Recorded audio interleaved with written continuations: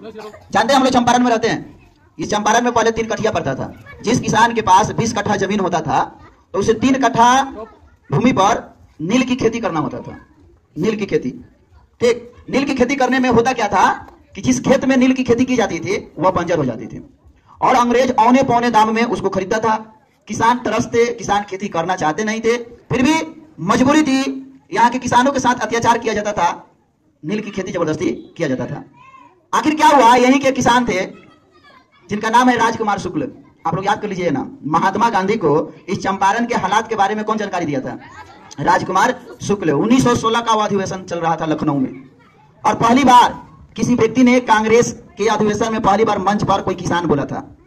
जाकर उस अधिवेशन में चंपारण की स्थितियों से गांधी जी को परिचित कराया और तब जाकर बाद में गांधी जी 1917 में इस चंपारण के लिए रवाना हुए और 10 अप्रैल 1917 को वह पटना पहुंचे थे। फिर धीरे धीरे वहां पहुंचे राजेंद्र प्रसाद के घर, लेकिन राजेंद्र प्रसाद वहां थे नहीं। बाद में वह मुजफ्फरपुर होते हुए अपने चंपारण आए और समझिए कि एक मोतिहारी में चंद्रैया है और उधर ढाका में भितियारवा आश्रम होते हुए वो चले गए और यहाँ के किसानों के लिए उन्होंने लड़ा। तब जाकर अंग्रेज को झुकना पड़ा, तब जाके यहाँ के किसानों के ऊपर जो टैक्स लगा था, जो किसानों को जबरदस्ती खेती करवाया जाता था, उस पर रोक लगा। तो समझिए कि वह है महात्मा गांधी। आज भले कोई कुछ कह दे, ये अहिंसा के पुजारी थे।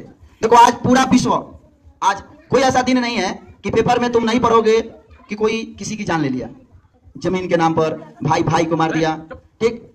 आए दिन हत्याएं हो रही है, मारपीट हो रहा है, लूट हो रहा है, डकैती हो रही है।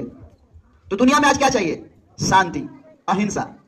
महात्मा गांधी अहिंसा के बहुत बड़े पुजारी थे। इनका 3 जो प्रमुख कथन है, बुरा मत सुनो, बुरा मत बोलो, बुरा मत देखो। अगर सारी दुनिया इस बात को मान लेना तो कभी दिक्कत नहीं होगा, लेकिन उल्टा होता है। कोई बुरा कहता है तो कहने तो भाई हमारा क्या जाता है, क्या हम लोग बुरा सुनकर रह जाते हैं। आंख के सामने बुरा हो रहा है, देख रहे होते हैं, इसलिए जाकर समस्याएं होती है। उसके बाद में ये एक से एक समझिए कि महात्मा गांधी को मारने का प्रयास भी किया गया। आप लोगों को पढ़ाए थे बतख मियां के बारे में। और बतख मियां जो रसोईया के काम करते थे, आपके विद्यालय में रसोईया लोग हैं, उनको दिया गया था जहर कि जाओ महात्मा गांधी के भोजन में मिला देना, महात्मा गांधी खाए और मर जाए। लेकिन बतख मियां जाकर बता दिए, महात्मा गांधी की जान बच गई। यहाँ पर एक कमेटी बना, मैग्नेटिक कमेटी, जो 3 कठिया प्रथा को बंद करने का प्रयास किया। फिर आगे चलकर महात्मा गांधी गुजरात में खेरा आंदोलन में भाग लिए। फिर उसके बाद में आपको पता होगा खिलाफत आंदोलन हुआ, खिलाफत आंदोलन में उन्होंने भाग लिया। और पहला आंदोलन 1920 आप लोग पढ़े होंगे, असहयोग आंदोलन। कब हुआ था असहयोग आंदोलन? 1920, जिसे प्रथम जन आंदोलन भी कहा जाता है। तो ये सारे के सारे जो आंदोलन हुए सब महात्मा गांधी के नेतृत्व में हुआ। उसके बाद में सबसे बड़ा कहा जाए 1930 का सविनय अवज्ञा आंदोलन, फिर 1942 का भारत छोड़ो आंदोलन। एक से एक आंदोलन करके महात्मा गांधी ने भारत को आजादी दिलाने में महत्वपूर्ण भूमिका निभाई। अब ये सिर्फ महात्मा गांधी ही नहीं, महात्मा गांधी के साथ बहुत सारे योद्धा थे। कोई गरम दल के थे, कोई नरम दल के थे, सब कोई अपना अपना योगदान देकर इस देश को आजादी दिलाने में महत्वपूर्ण भूमिका निभाई। तो वैसे शख्स थे महात्मा गांधी जिन्हें पूरी दुनिया नमन करती है। तो बच्चों आप लोग भी प्रण ले, देखो लड़ाई झगड़ा में कभी विश्वास नहीं करो, मारपीट में कभी विश्वास मत करो, ठीक। अगर लड़ाई झगड़ा से हल होने वाला रहता तो बहुत दुनिया बर्बाद हो गई रहती। बीच में बता दे रहे हैं आप लोग को, 1922 में जब महात्मा गांधी असहयोग आंदोलन शुरू किए तो एक जगह है चौरा चौरी, आप लोग इतिहास में पढ़ेंगे, पुलिस थाना था चौरा चौरी, ठीक। और उस पुलिस थाना में 22 पुलिसकर्मी को अपने भारत के लोगों ने जिंदा जला दिया। कितने लोगों को?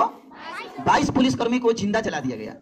जब महात्मा गांधी को यह सूचना मिली तो उन्होंने असहयोग आंदोलन को रोक दिया। यहीं से महात्मा गांधी का बुराई शुरू होने लगा। जितने भी गरम दल के लोग थे वो लोग तो चाहते हैं खून का बदला खून, अंग्रेज ऐसे बात नहीं मान रहा है, सता रहा है तो हम भी उसको सताएंगे। लेकिन महात्मा गांधी ना दूरदर्शी सोच के थे। अब आपके सामने हाथ में भाला हो, लाठी हो और आपके दुश्मन के हाथों में बंदूक हो, तोप हो, तो आप कितना भाला मारिएगा, कितना लाठी मारिएगा? बोलिए। वो तोप से चाहे तो आपको ज्यादा नुकसान पहुंचाएगा। इसलिए महात्मा गांधी बोले कि हम अहिंसा का मार्ग अपनाकर आजादी लेंगे, नहीं तो हम लोग मारेंगे, वो भी मारेगा, यही ना होगा। उसके पास ज्यादा पावरफुल हथियार है तो वह कामयाब हो जाएगा। तो देखो सबके पास सब गुण है, कोशिश करना है कि हमें अच्छाई को क्या करना है, ग्रहण करना है। पापी से घृणा मत कीजिए, पाप से घृणा कीजिए। कौन चीज से? हाँ, अगर कोई शराबी आपको अच्छा ज्ञान दे रहा है तो बिल्कुल ले लीजिए। अगर ज्ञान बना है ना, कुछ सीखना है ना, तो चरण के समीप जाओ, झुकने की कोशिश करो, तब जाकर कुछ मिलेगा। लेकिन आप तो चाहते हैं कि हम सीधे अंडा से क्या बन जाए, उड़ने वाला, चूजा नहीं, डायरेक्ट उड़ने वाला आप लोग बन जाते हैं। ठीक, सीधे आज का युवा कहता है कि महात्मा गांधी कौन थे, भले वह एक पुलिस, छोटा सा पुलिस थाना के चौकीदार, उसको बोलने की हिम्मत नहीं होगा, चौकीदार से वह आंखों में डालकर बात नहीं कर सकता, लेकिन वो सवाल उठा देता है कि महात्मा गांधी इस देश के लिए कुछ नहीं किए। ऐसी बात नहीं है। उसी तरह से वो नेता था, हमको एक बार बोल दिया कि भाई देश की आजादी में बापू का कोई योगदान नहीं है, देश के आजादी में बापू का कोई योगदान नहीं है। हम सुने, हमको भी बुरा नहीं लगा। हो सकता है कहीं वो अपने बापू के बारे में बोल रहा हो, क्या हो सकता है वो अपने बापू के बारे में बोल रहा हो कि देश की आजादी में बापू का कोई योगदान नहीं था। तो कोशिश करना है, आप लोग देखिए, पढ़िए, इतिहास को बढ़िया से पढ़िए, एनसीईआरटी के बुक जो आप लोगों को विद्यालय मिलता है ना, इस बुक को बढ़िया से लाइन बाय लाइन पढ़िए, तब जाकर आपको फायदा देगा नौकरी के इम्तिहान में। और नहीं तो सब गुड़ क्या हो जाएगा, हाँ, गोबर हो जाएगा। चलिए चलिए।